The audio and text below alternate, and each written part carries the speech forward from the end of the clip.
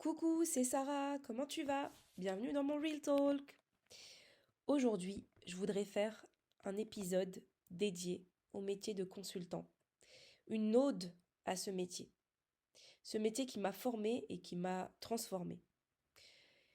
J'aimerais vraiment faire une ode au métier de consultante parce qu'il m'a structurée, il m'a forgée, il m'a poussée vers l'excellence. Mais il m'a en même temps exposée à des dynamiques de perfectionnisme, de pression et parfois de dureté. Et pourtant, malgré ces aspects, je ressens vraiment de la gratitude pour ce métier. Car derrière chaque défi, chaque pression, chaque remise en question qu'il y a eu, il y avait une opportunité de croissance. Mais en ce moment, je te disais que j'étais dans ma quête de mon soi profond et je me pose vraiment la question, est-ce que je suis à la bonne place? Pour moi, c'est pas juste dans le sens professionnel en fait, mais c'est dans un sens plus large. Est-ce que l'environnement dans lequel j'évolue est aligné avec mon être profond? Et en creusant, je réalise que la vraie question, c'est pas à l'extérieur que je dois me la poser, mais à l'intérieur. C'est pas où je suis qui importe, mais qui je suis. Alors déjà, concernant mon expérience de consultante, j'aimerais déjà exposer le fait que ça a été une école de transformation pour moi. Le conseil, c'est une école où tu apprends à être structuré, à résoudre des problèmes, à prendre du recul. C'est une école où l'excellence est la norme, où l'adaptabilité est essentielle. Mais ce qui est intéressant ici, c'est que cette pression de performance nous met face à nous-mêmes en fait. Elle nous confronte à nos limites, à nos croyances, à nos blessures. Tout ce qui est perfectionnisme et syndrome de l'imposteur que j'ai abordé dans les précédents épisodes, en tant que consultante, j'ai dû les affronter. J'ai dû affronter ce perfectionnisme. Cette quête de toujours mieux faire, de prouver sa valeur, de répondre à des standards élevés. Et souvent, ce perfectionnisme, il cache une peur. La peur de ne pas être assez. La réalité du miroir. Pourquoi j'ai attiré ce métier? Selon la loi de l'Assomption, tout ce que nous vivons, c'est une projection de notre état intérieur. Si j'ai attiré ce métier exigeant, c'est pas un hasard. C'est parce qu'il correspondait à mon état vibratoire. J'ai grandi dans un environnement qui valorisait l'excellence, qui mettait l'accent sur la performance, et inconsciemment, j'ai continué sur cette voie. Je me rappelle quand j'étais petite, en fait, moi, je suis la plus petite d'une famille de trois enfants. Et, euh, et à chaque fois que j'allais, du coup, quand j'étais en primaire, à chaque fois que je commençais mon année, à l'école, les professeurs me disaient: «Oh, t'es la petite sœur de un tel, t'es la petite sœur de un tel.»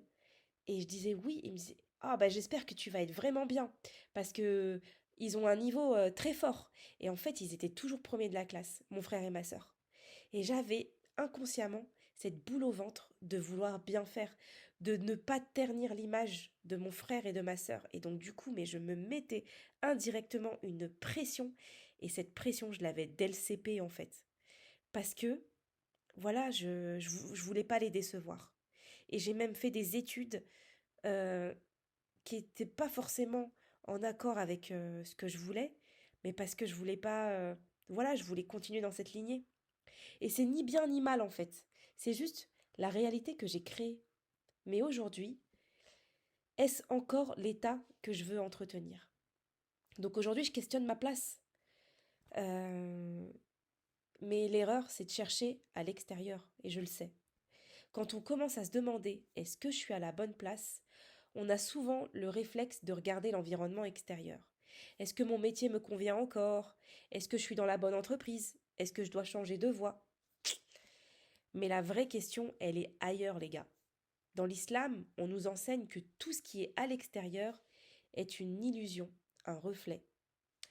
La sourate 13, verset 11, le Coran dit: En vérité, Allah ne change pas l'état d'un peuple tant qu'il ne change pas ce qui est vraiment en eux-mêmes. Ça signifie quoi? Que tant que ton état intérieur reste le même, peu importe où tu vas aller, tu vas créer les mêmes schémas.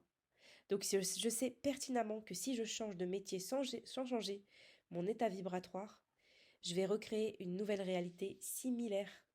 Et oui, ces boucles qui se répètent, c'est la même. Donc la vraie question, c'est pas où suis-je, mais qui suis-je en train d'être? Et du coup, c'est là qu'il faut reprendre son pouvoir et s'aligner avec sa transformation.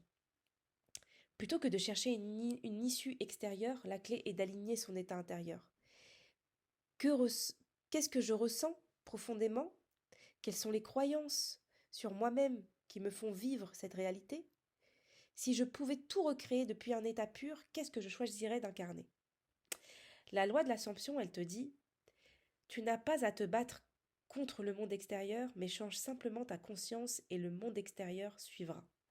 C'est exactement ce que nous enseigne aussi l'islam. Si je veux voir un changement dans ma vie, je dois d'abord changer ma vibration intérieure.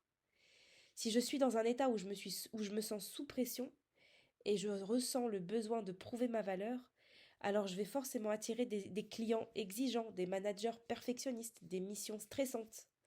Mais si je change mon état en adoptant la croyance que mon état est fluide, mon travail est fluide, j'attire des projets qui respectent mon équilibre, ma valeur est innée et ne dépend pas de ma performance, alors ma réalité elle changera d'elle-même.